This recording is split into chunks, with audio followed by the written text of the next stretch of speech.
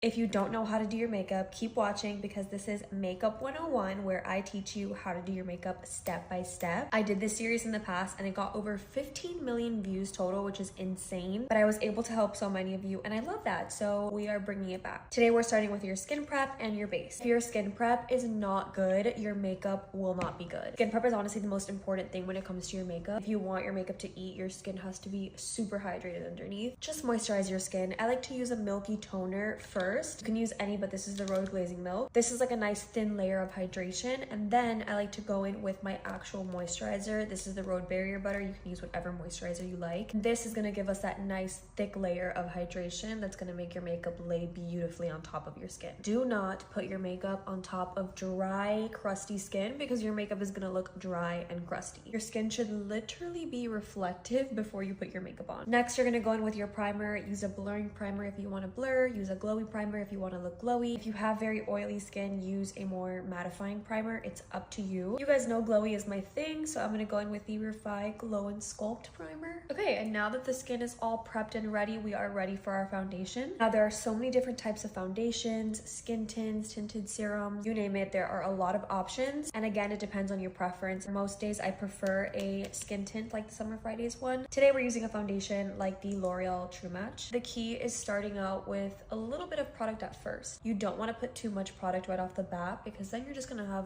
way too much foundation on your skin that you don't need. Start with a little bit and then build from there. I like to use a makeup brush like the Hourglass one, and I'm just going to tap this into the skin. You want it to look as seamless as possible and you don't want to make it look streaky, so just tap it in gently like this and make sure that you drag the product underneath the jawline as well. See how with just a little bit of product I was able to cover my entire face? You don't need that much. Now we're moving on to color correcting. This is something that I didn't mention in my last Makeup 101 series because I wasn't really doing it, but I have now realized that it is a game changer, so I'm going to teach you guys how to do it. There are different shades of color corrector depending on your skin tone, so you can use a more peachy one, a more pinky one. It depends. For my skin tone and because I really want to brighten, I'm going to go in with this pink color corrector from Kosas. It's in the shade Magic, and I'm just going to apply this underneath my eye. Not super close to my under eye, but just right underneath. And then I'm just going to take my finger and tap this, bringing it upwards. You can use a brush or a beauty blender as well. I just like to use my finger for the color corrector. This is going to brighten, it's going to correct any darkness, so you're going to end up using way less concealer now that the color corrector has done most of the work. And then for concealer, you can use a more lightweight concealer like the L'Oreal True Match Serum Concealer, a more medium coverage concealer like the Haus Labs, or even a full coverage one like the Hourglass or the Natasha Denona. It's all preference, but I'm going to go ahead with my Haus Labs concealer. Then you want to apply this not directly underneath your eye. Keep a good distance. And I'm also going to apply a little bit on the corner. Same with this side.